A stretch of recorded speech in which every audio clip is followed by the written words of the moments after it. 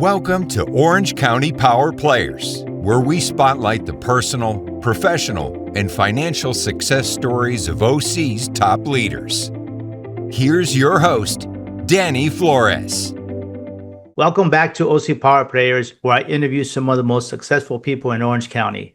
I'm Danny Flores, your host, and today's honored guest is Brett Macomber, zooming in from Colorado.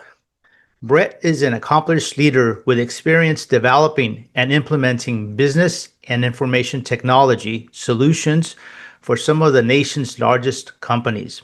Strategic thinker, adept at change management, implementing operational plans, and promoting efficiencies. Ability to establish and maintain partnerships with vendors, staff, and senior leadership. Detailed knowledge of technologies with enterprise information systems, domain, motivating team leader, trainer, and coach, entrepreneur at heart. Welcome, Brett. Woohoo! Thank you, Danny. We always sound so good in our bios. We do. So tell us a little bit about what you do and how you got into the business.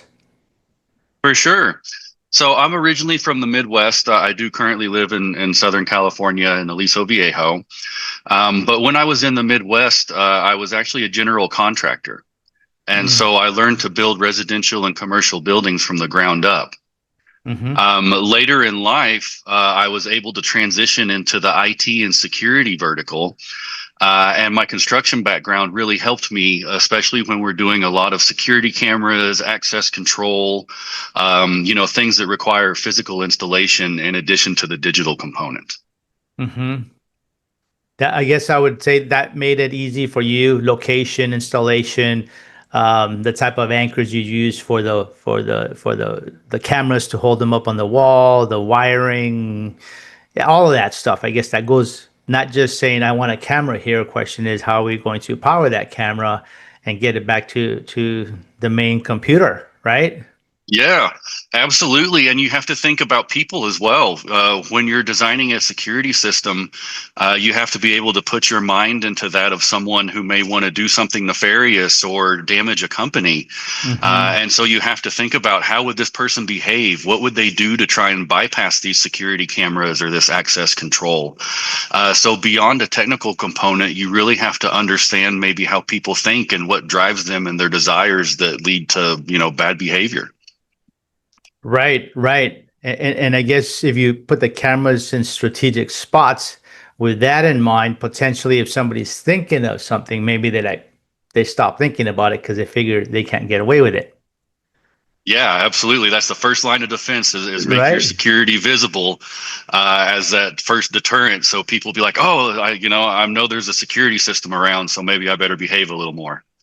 Right. Exactly. So do you do other things in the IT side other than the security and the cameras part of it? Yeah, absolutely. We also do the managed services portion of it, which is like your software, kind of your ongoing operations, if you will. The infrastructure is part of the build out. Once the facility is built, then we move on to operations, and we deploy the software. We deploy different solutions that integrate the softwares and physical things that a company uses. So because I do have that construction background, I really like to just come in and build a facility from start to finish, design, build, support. Do you guys usually go in as you're doing the IT work for office space, or do you go in after it's been built and maybe somebody needs an upgrade? We do both. Because as you know, it's very important to keep your business up and running smoothly. And over time, what you may have installed, 5-10 years ago, it needs an upgrade. So we enjoy doing the net new projects, but also coming in and doing a refresh or doing things to just, take a business to the next level after it's already been built and operating. Right. So now years ago, in the old days, maybe 20 years ago or something, the offices used to have inside the office, they had these IT rooms where they had these file servers. You had the email server. You had all kinds of hardware inside the office. Since then, things have moved to the cloud. So Do offices still need IT rooms now for equipment, or is everything done straight through the internet on the cloud? There's still a need for an IT closet. You still have to bring all of your cabling for things that are wired within the office back to a central point for connectivity, like you mentioned. Hmm. There's still specialized use cases where people don't want things in the cloud. So there's still a mix. Take access control, for example. The access control does run off of the cloud. And access control is the key card readers. Most people know, Right, oh, I scan a key card reader. right, Most of those have moved their brains, if you will, to the cloud, but we still need a location to put the controllers. And the controllers are what take when you read the badge. hmm, It goes to the controller and then it says, oh, I need to unlock this door. So we right. still need several items to be physically present in the business. But you're right, most of it has moved to the cloud, especially anything that's solely software based. That's very easy to move into the cloud.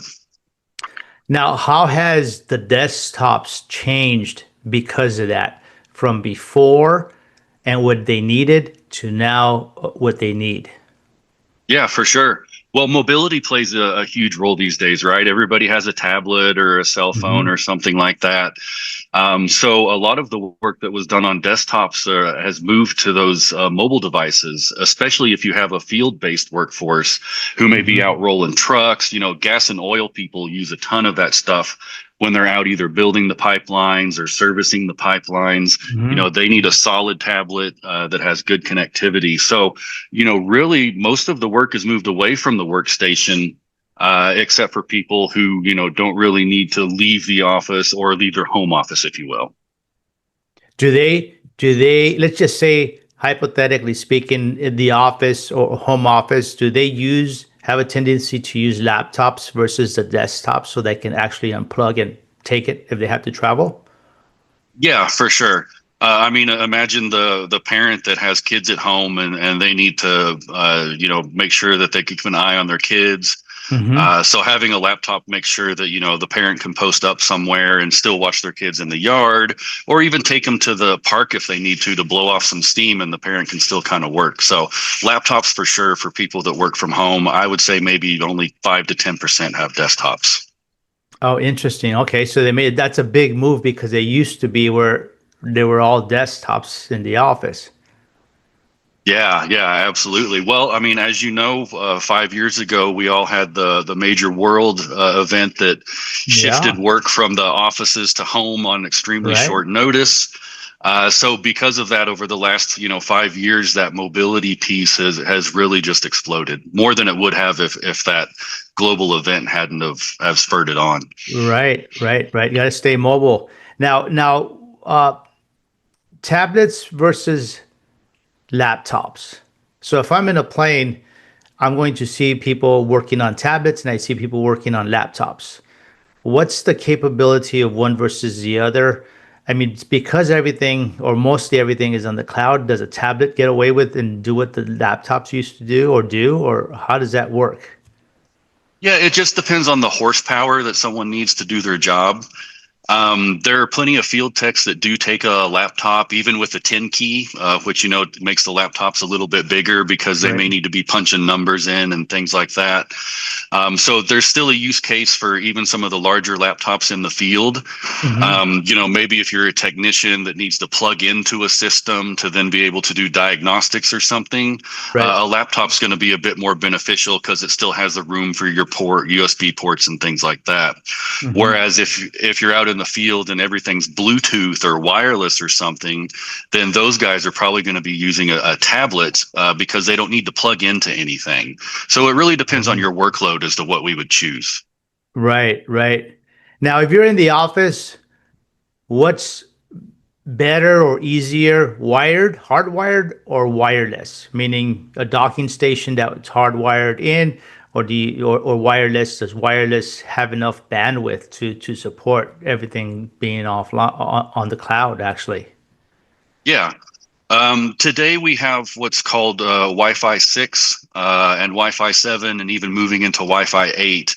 And I know that kind of sounds like the cell phones that are 3G, 4G, 5G, but it's essentially the same thing. As the access points improve, the ability to hand off the devices as people walk through an office or something is getting better. But there's a pro and con to both. Using a wired network, you are more secure, because no matter how good your Wi-Fi security is, because that's a radio signal, someone could park in a parking lot or somewhere that you don't even notice them and attempt to attack your network. If you're using a wired network, then someone has to physically be able to plug into that network. So many advances in wireless that do make the working experience better. But we still say ultimately for full security, wired provides that. Now, having said that, and you mentioned maybe hackers and whatnot, what types of firewalls should people consider having?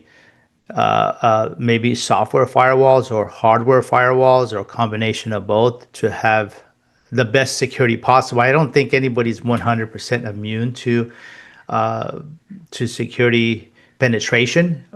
They get into the White House if they wanted to, right? But you still want to kind of rule out as much of that as you can, so it's not so disruptive for the businesses. Yes, exactly.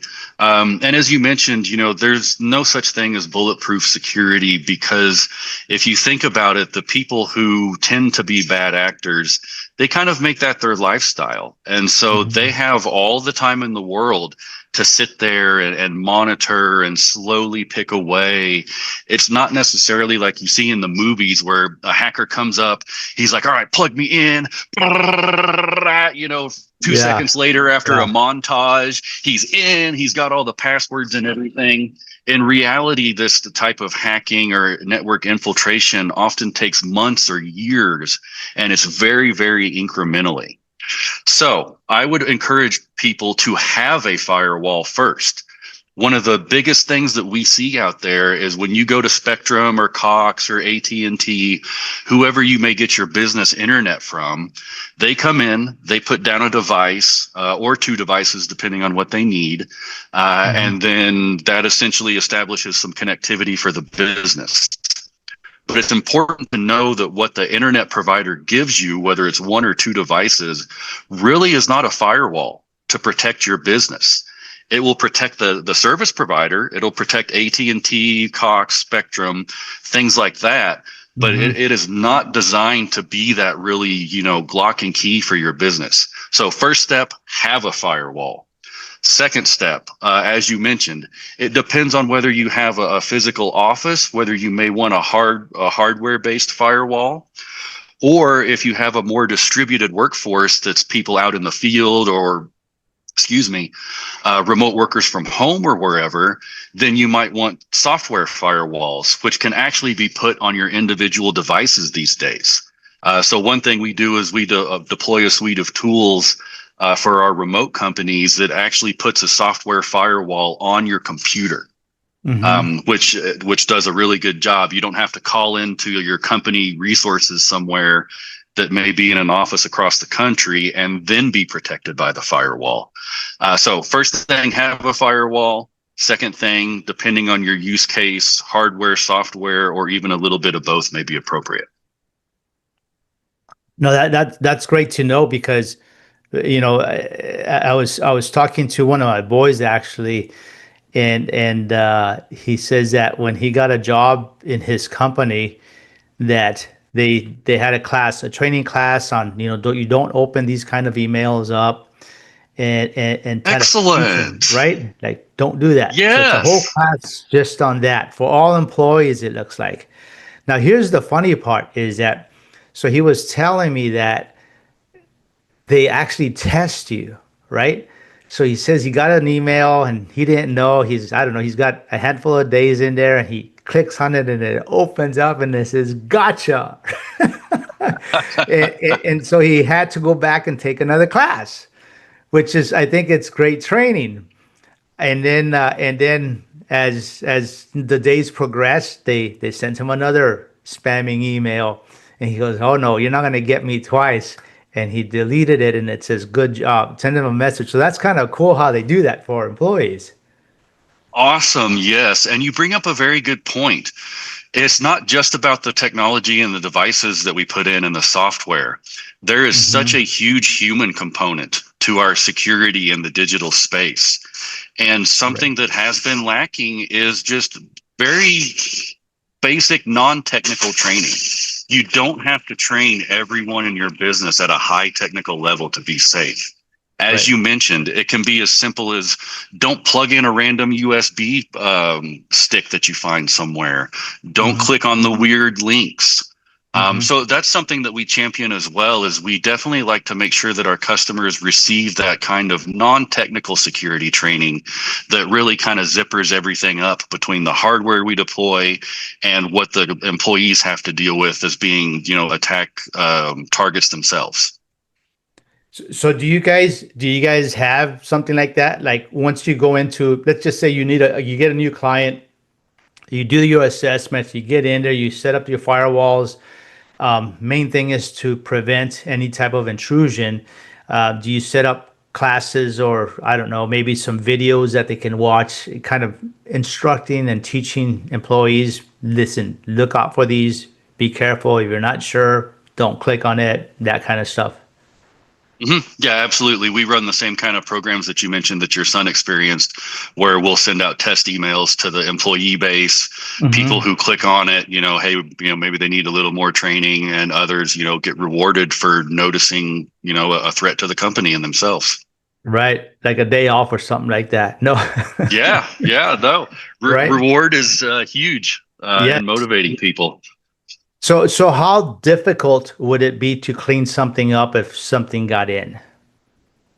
That really depends on what gets in. Sometimes someone may breach a company, and it may be a matter of just kind of changing some passwords, making sure you boot them out, changing up some accounts, things like that. Or it could be a much more sophisticated attack to where they've gained control of, say, like the hard drives of every one of your computers, including servers and stuff. There are instances to where it is impossible to clean a breach fully, and you have to completely tear everything down, buy new hardware, reinstall everything. So it can be something as simple as, just some additional training and changing some passwords, or you may have to rebuild your infrastructure if, a major player gets you and has totally locked everything out. Wow. So then are there backups or redundant backups in case if something happens that you can go elsewhere and retrieve the information and reload it to the new hard drives and the new software? Ideally, everybody is encouraged to have a backup. We do that in our daily lives with lots of things. We have a backup place for dinner if our first choice is going to be full. So it's important to have the backups, but it's also important to practice the act of recovering your backups. There's been a lot of cases where people are like, "Oh, I have my backup; it's good," but then when they needed to take that backup and re-implement it into the company, they discovered, "Hey, maybe I'm missing a few pieces or something." So it's not just having the backup, but it's making sure that you can implement the backup when you need it. So how often do you test your backup to make sure that you're going to have it ready to use if you need it? Depends on our customer use case. A manufacturing plant that's pumping out $5 million worth of product every couple of days, they may want to have an hourly backup. A smaller office that, makes substantial changes maybe once a week to their databases and things, maybe you want to back that up every couple of days. So it depends on your company's risk profile and how far back or how quickly you need data to be able to get back up and running. So it's very much a custom thing. See, that's interesting you say that, because who would think about that, right? Like you have all this data going in, and it's like that's important information to keep you running. You have to have redundancy just in case something happens. Even if your hard drives get corrupt, if you have them still in house, and so this is like all preventive type of things that you have to do to be able to get back up and running. Those are some really good points that you're bringing up, because sometimes people don't know, or you just don't think about that. You're like, just I need a system that gets me going, but backup? Oh, I should be doing that. Yeah, for sure. Technology moves so fast. If you're not a technically, inclined business owner, then, you probably should have someone who's an IT professional or advisor, on your team, because you turn around and, next year, what you've been working on so hard, if you didn't know that something new is coming, you've basically spent so much time investing in an older solution, that, now you're still behind the curve. So it definitely takes a lot of strategy and kind of mapping things out and really getting in there to decide, how do I need my business to function? What tools need to integrate, and how do I keep everything safe?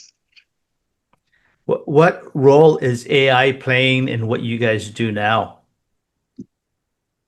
Absolutely. AI is becoming a force that, is going to change the world, as everybody knows. For us, the AI hasn't impacted too many aspects. That's not to say that we're not doing AI, but at the moment for physical installs, the robots can't quite go hang a security camera. That may be coming, but they can't do that yet. I've played around with some AIs and said, hey, give me a security camera design for, this type of business. And it does give a good foundation, but it doesn't really reference what I talked about earlier of that human psychology component. Like the AI may say, hey, a camera looks good here, but then we know through experience that you may want to tweak that camera a little bit because we know people will do this. So the AIs are definitely helping us. They're supporting us. They aren't really taking over anything in our business just yet. So we're very excited to continue exploring AI and its benefits, and obviously trying to make sure that we secure the AIs and their outputs and inputs and everything as much as possible.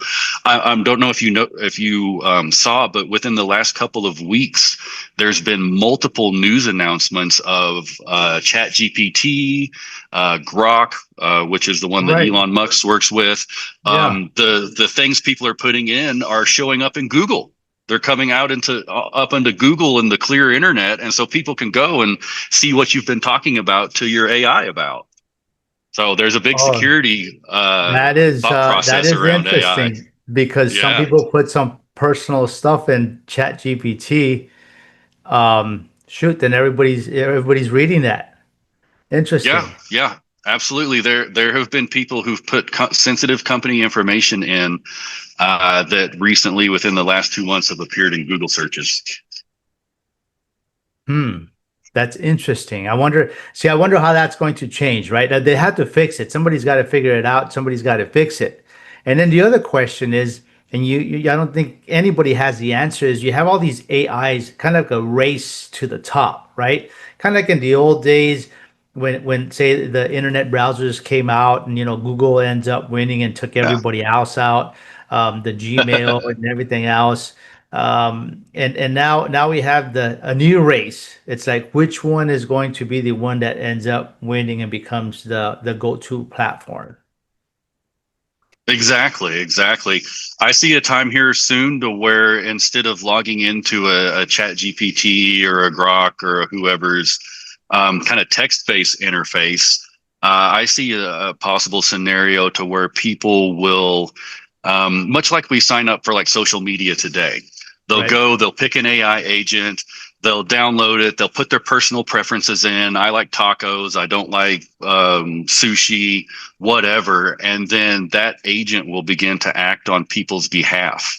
And I'm really excited about that. But that plays into what you're talking about is, who's going to race and be that kind of first AI platform where people can really start to interact with the world through that agent. Yeah. Yeah, it's definitely interesting times, and you know what? I think everybody's got to get involved in this because if not, you're going to get left behind, like way behind. It's moving so fast. Right. It's like the internet and cell phones, right? The Yeah, first people who bought iPhones yeah, in that kind of transformation in the cell phone space. yeah, First yeah. people who bought iPhones, I mean, you saw somebody with an iPhone hanging out with your friends and you're like, "Did you just come back from the future? You're What like, is this thing? dang, It has no buttons. Like this is a phone? What do you yeah, mean?" So I I remember think the that. same I thing is remember that. happening. Yeah, Yeah.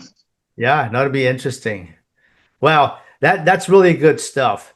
So as we wrap up our interview, Brett, what do you have exciting coming up in the next 6 to 12 months?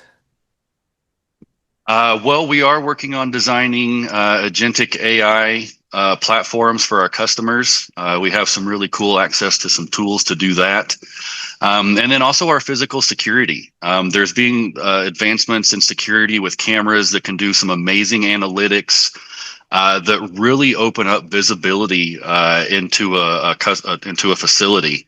And one thing I want to say about the cameras is we're also having customers who use them for things besides security. They're using them for marketing, so that they can show what's happening inside their business if they have a public facing business. So Hmm. we're really looking outside of kind of the traditional uses of technology and discovering what we can do more with them, without having to spend too much money because, everybody's tight right now. So that's what we're looking Yeah, forward to is amazing, amazing. Well, Brett, thanks so much for coming on and sharing everything that you do. And if somebody's listening to us and would like to get a hold of you, what's the best way to communicate with you? absolutely. Our website is willikinsenterprises.com. You spell that WILLIKINS and then the word enterprises. Or you can call us on our company phone at 213-516-4101. We're also on Instagram Very good, Brett. and LinkedIn. Well, perfect. Well, appreciate you coming on. Thanks so much. And to our audience, please go to ocpowerplayers.com and follow us on your favorite channel. Thank you, Brett. Thanks for listening to Orange County Power Players. Want to share your success story? Apply to be a guest at ocpowerplayers.com/guest.